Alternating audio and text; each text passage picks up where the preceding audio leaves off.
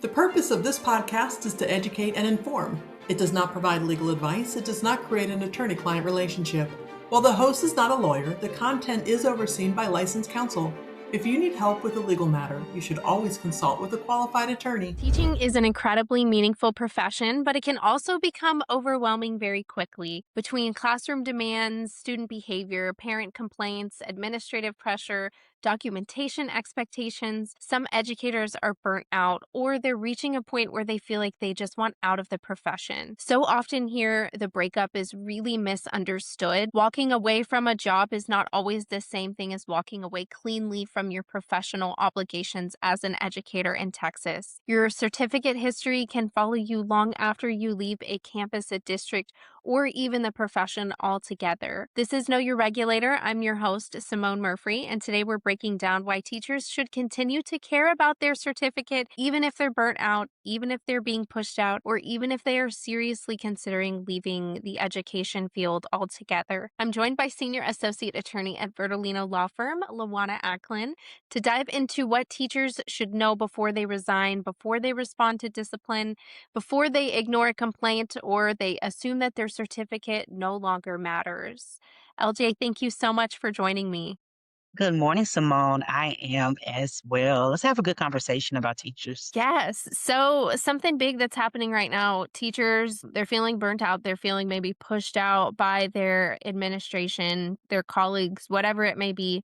I think in that situation, it can be really tempting to say, well, I just don't even care about teaching anymore. I just want to go do something else. But from a legal or a regulatory perspective, why should teachers still continue to care about their certificate, even if they're burnt out or they feel like they're done, basically? So, first, that certificate that the educator has, they worked very hard for that certificate.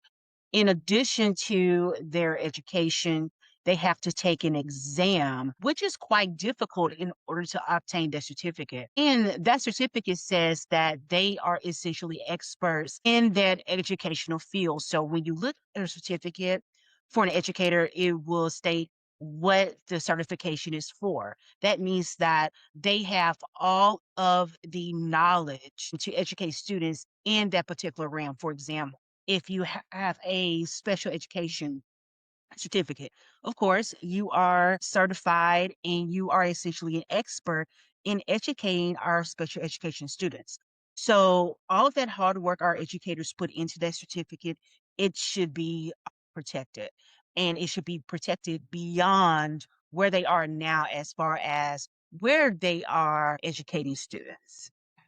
When you look at these types of situations, what really separates like a typically difficult work environment that a teacher is experiencing from a situation where a teacher needs to really start strategically thinking about protecting their certificate?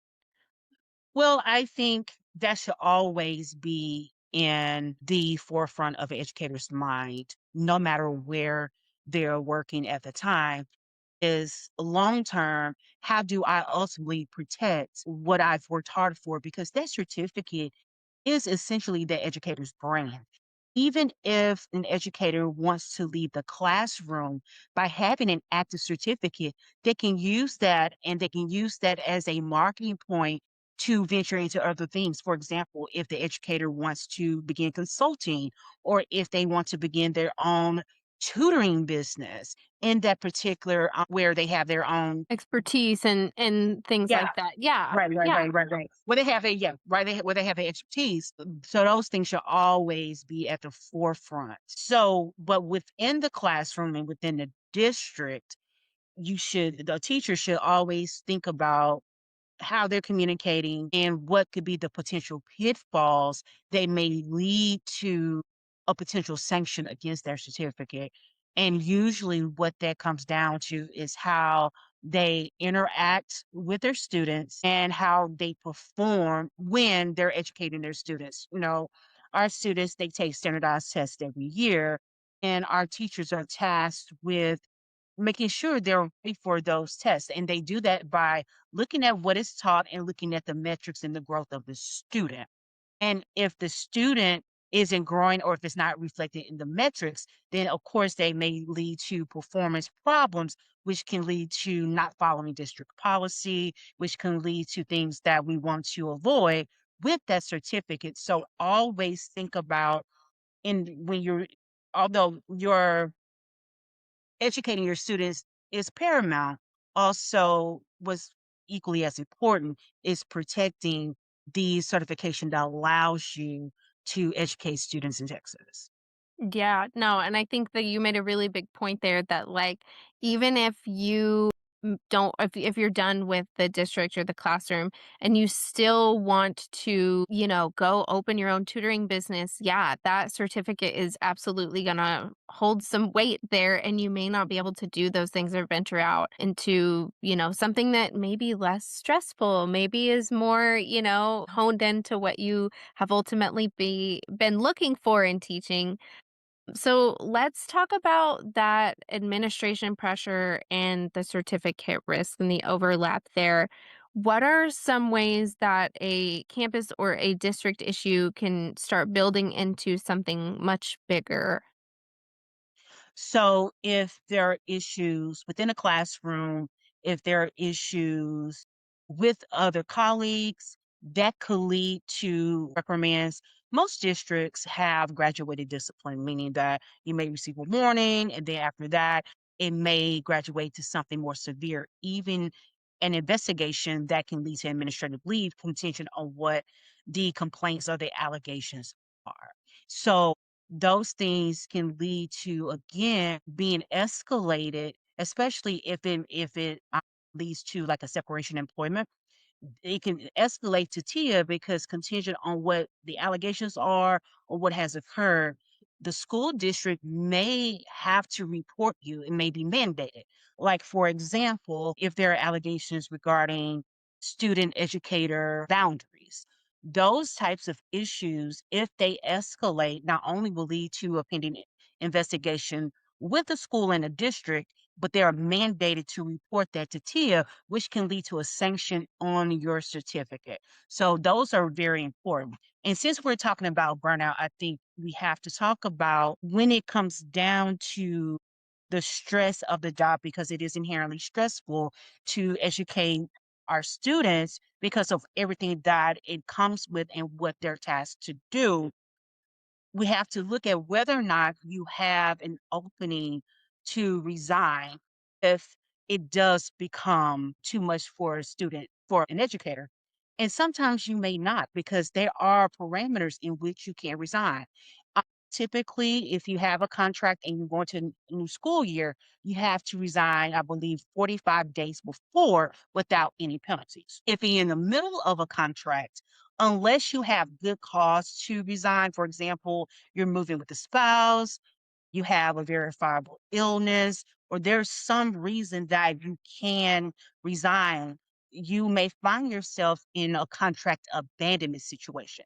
Now, when it comes down to your certificate, that's really important because if you are found by the Texas Education Agency that you've abandoned your contract, it's an automatic your suspension. And they're very Yeah. strict about that. So when it comes to the stresses of the job and you feel like you want to resign, make sure you look at your options and if that's a viable option at the time. Yeah, no, I think that's something that a lot of educators don't understand is that no, you cannot just up and leave.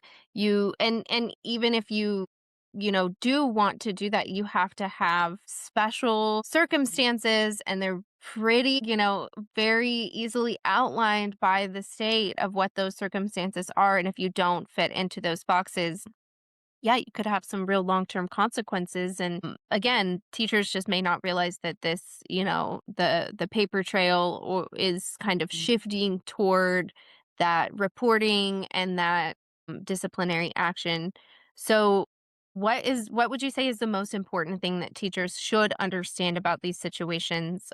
I know that to know it matters, but they really don't understand how quickly that some of these things can become evidence. What are maybe some red flags that they could look out for to know, like, hey, this is escalating and maybe I should go seek some legal guidance or find some special protection for myself?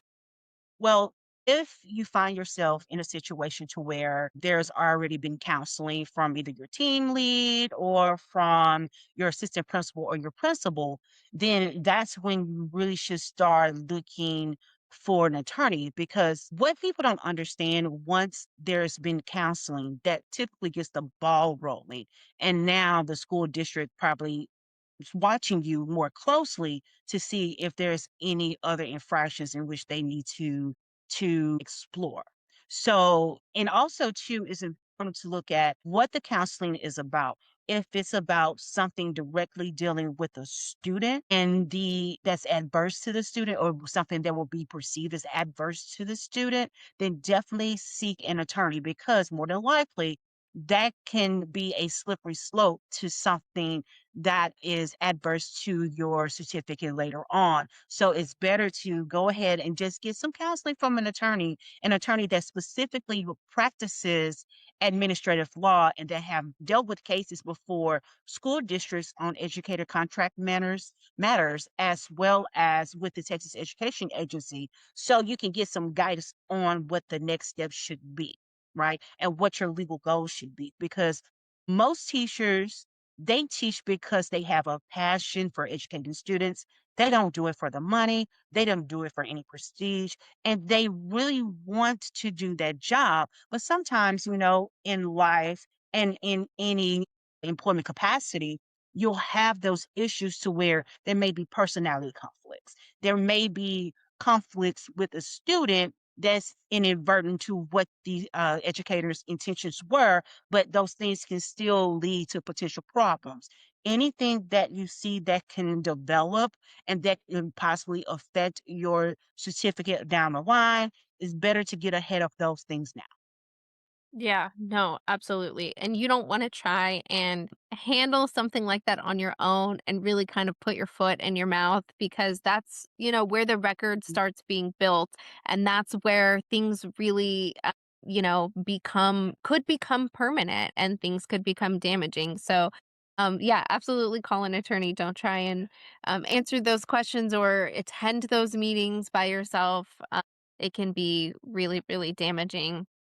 And like we have mentioned earlier, one of the biggest pressure points for teachers is resignation. We, mentioned it in our last podcast that we did with special education teachers. It's really timely during the summer because teachers are deciding whether they really want to return. Are they wanting to go back to the same district, the same classroom? Are they wanting to move districts? Are they wanting to leave education altogether? From your perspective, when they're kind of mulling all of this over, when they're thinking about resigning, maybe leaving altogether, what should they understand the most? What's most important? Mhm. There are strict deadlines to resigning. You have to do it 45 days before the first day of instruction. So look at your district's calendar. When do you start school? So if you're looking to leave your district or just to pivot in general, make sure that you have the timeline to do so without penalty. Because if you do it after that deadline, then that's when the clock can start with with those penalties. Okay. Unless, like we stated before, there's good cause within that timeline. But if you miss that timeline, then we're looking at a contract abandonment issue, which can lead to sanctions and that year suspension that we discussed earlier. So that's the main thing. Make sure you're within your timeline to do it without a penalty. If you're within that timeline, then look to see if you have any good cause reasons as to which you can go ahead and resign. Are you moving? Do you have a verifiable illness that will not allow you to do the job? Do you have any situations with your children that won't allow you to both do the job and take care of your children? Those are the things you really want to siphon out before you put in any resignation.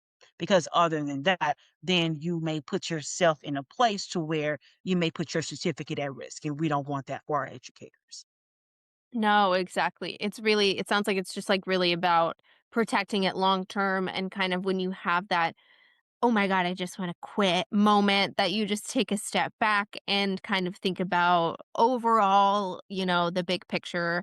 So, what about teachers who feel like they are under pressure from their administration and they are told that resigning will just make everything go away and that they're not going to report them? What advice would you have to those teachers? That's where you really should obtain an attorney if you're told that. Because contingent on what the issues are, that may not be advantageous for you. And I'll give you an example. Let's say that there have been some issues. It's something we didn't touch before, but we should. It kind of goes with their counseling. Is your evaluations. Educators have evaluations. So if your evaluations are adverse to what's been going on in your classroom, or you don't think they're congruent to what you are doing in the classroom, and they're not the best evaluations, that may be a signal that they may be looking at you further, that can cause issues down the line. But if you're experiencing that pressure from your administration and they're telling you, hey, you may just want to resign, usually that may be in a context that they are already doing some sort of investigation, or there's been some sort of disciplinary action before. So you have to look at whether or not resigning is in your best interest, because sometimes it isn't. Sometimes allowing them to terminate your contract may be better, because the reasons why they're terminating, they may not really have the legal basis to do so, but you wouldn't know that unless you spoke with an attorney. For Mhm. example, let's say that they want to fire you, to terminate you for not following district policy. Well, what is the district policy they're saying you're not following? Is there a paper trail? Have you kept your own paper trail? Have you been in communication?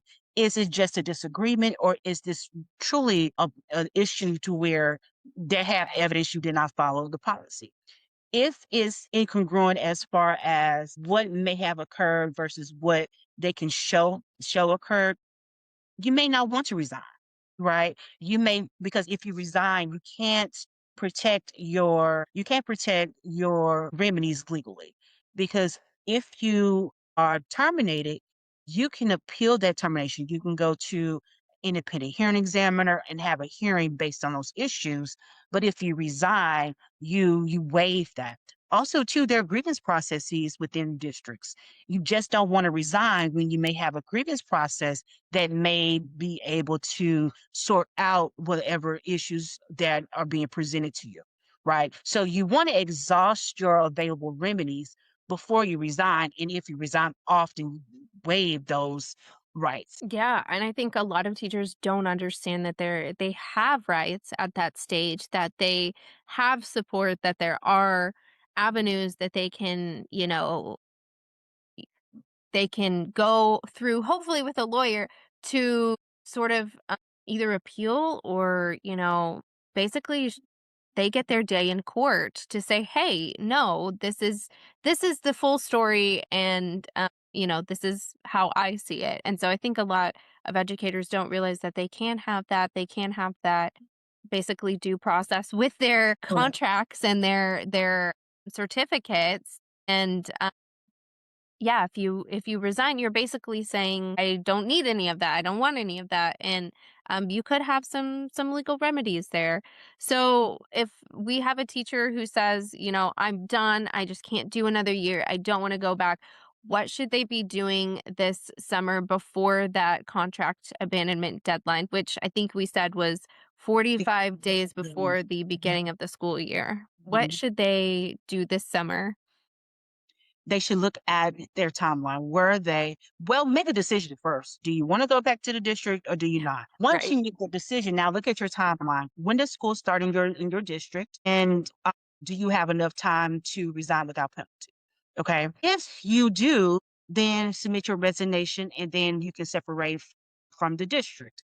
However, if you fall within that deadline, then you should look at, well, do I have any good cause reasons as to me resigning without incurring a penalty on my certificate later, incurring that year suspension that TU will give you if you do abandon your contract. Look at everything. And then also too, look to see if you do have a good cause, do you have appropriate documentation to support that you have that good cause? And if you do, then you can submit your resignation to your district. You can show your supporting proof and documentation that you do have good cause, and then that way you can still resign. Now, the district may state that you don't have good cause, but then if you have your documentation to back it up, if they escalate it, then you'll have an argument before TIA that I did have good cause. Here's my documentation, and you can still avoid a sanction down. So that is the main thing. Make sure that you make your decision, then make sure you can operate within the timelines from the board. So, Yeah, and I think like we mentioned, all of this is so much easier when you have an attorney who is kind of doing all of this legwork for you and putting all of this together. I mean, you have to go back and you've got to find the documents, but your attorney can kind of piece that together, and I think that's such an important part of what we're talking about here because I mean, sure, you could go in and you could represent yourself pro se, but mm, you are really missing out on a lot of the rights and options, and we've kind of been outlining just exactly how an attorney can really help your case when it comes to contract termination, when it comes to being reported to TIA. So, I think one thing I wanted to talk to you about was that a lot of license holders feel like when they do get representation that it may make them look guilty or it may make them look like, it may make them think that it's going to kind of escalate the conflict, that things are just gonna get more aggressive from here, but it really doesn't. What would you say to those people who may think that an attorney can make them look guilty or can escalate things? What is your perspective on that, on how an attorney can help? excellent question. So, obtaining counsel doesn't make anyone look guilty, but it makes that person look prepared. It makes that person look as if they're serious about any sort of issue that can arise, even if it does escalate. Anything that can arise that they're prepared for it, and they have sought an individual that can navigate the issue for them to make the issue easier. One of the things that we see often is the sheer difference between someone that navigates a process on their own versus having an attorney early. Having an attorney early before any problems will arise, or even if they, like I said, escalate, it always makes the process easier. The license holder can relax because they have someone advocating on their behalf and they're Mhm. doing that footwork for them. Two, with knowing the ins and outs of the law and then couple that with the facts, we can almost always get a better outcome for that individual. And I say almost always because we cannot guarantee outcomes, Mhm. but the outcome that you may receive on your own will probably not be as positive as if you have counsel going in with you. Yeah.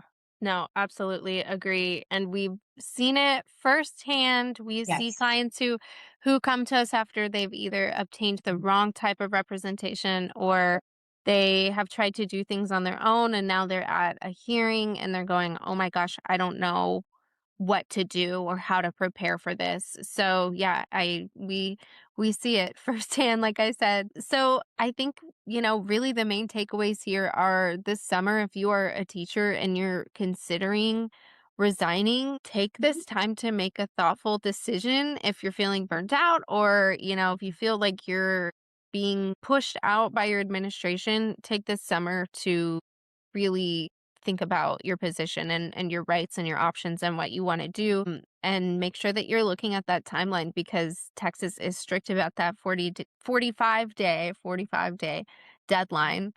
So yeah, make the most of what you have with your options and again, get some clarity from an attorney if you need it for sure. Well, LJ, thanks so much for joining me today. Anything else that you want to add? Yeah, I do. I think what's important is sometimes because burnt out can happen at any time, right? Mhm. And if you feel yourself being burnt out during the school year, look into your options. We talked about grievance, we talked about resigning versus, the other alternatives. but also look to see if you have a Family Medical Leave Act. Yes. Can you take a leave of absence, right? But that also connects back to communication. It's so important to communicate with your school and with your district as to what may be happening, because in most employers, and schools are included with this, they have open door policies. You can have those conversations about what should shift in order so that the educator can have what they need. Educators are very important to our society, and it's very important that they're protected and they have a way to navigate any stressful situations that may be inherent to the profession. And one of the ways that can happen is having open communication. If you're having a medical issue that's being exacerbated by the environment, make sure they know that. So if you do have to file a grievance, or if it comes down to you being investigated because of an incident with another student, or you've been counseled on not following district policy, you've already had those conversations, so they're very aware of what may be going on, right? It just helps you, and it also helps the district. And if you have to escalate any issue, you've already been building your communication and you can show that. So that's very important. I think the foundation is communication, because it is the building blocks to everything else that can ultimately help you protect your certification in the end. Our teachers are important. So if our teachers are feeling burnt out, communicate. And then if you have to build, keep your own records, and then exercise all the options available to you. Hmm. Resignation sometimes is just not the best option. There's a grievance procedure you need to put in, you need to file a grievance. Do all of those things to just protect your rights, because ultimately, if they report you to the Texas Education Agency, that can be an uphill battle for possibly incurring a sanction that you probably could have resolved that beforehand. So, Yeah. No, two really, really great points that you've made. I mean, yeah, look into what options that you may have with going on some sort of leave. yeah. I mean, that's what it's there for, right? And absolutely just make sure that you're kind of communicating clearly, and you're building your own sort of paper trail with that too. Yeah. You're protecting yourself in that. So, absolutely great points, LJ. Thanks for joining me and breaking this down. I know that our teachers are really frustrated, but like we are talking about, it's justified. We understand that, but we also want you educators to keep thinking about your license protection when you have that in your mind, and just don't let one emotional action really create this domino effect of consequences that can follow you. Yeah, and I know a lot of our educators may feel as passionate as they are about their profession, that they're overworked, underpaid, and have no options. Mhm. You definitely have options. You just probably need to consult counsel so you can explore what those options are at the time. Again, it's always a good idea just to take a consultation so you can have a conversation to protect that certification. Yep. Agreed. Well, thanks Okay. so much, LJ. If you are an educator dealing with contract issues, administrative pressure, student safety concerns, or maybe you have a complaint involving your certificate, either way, do not wait until the situation has already escalated. Stay informed, document carefully, get clarification and guidance when you need it. The earlier, the better. Be sure to subscribe to Know Your Regulator so you never miss an episode or an update about the rules and regulations impacting your professional license. Until next week, stay inspired and continue engaging with your regulatory agency. Know Your Regulator, the podcast that inspires you to engage.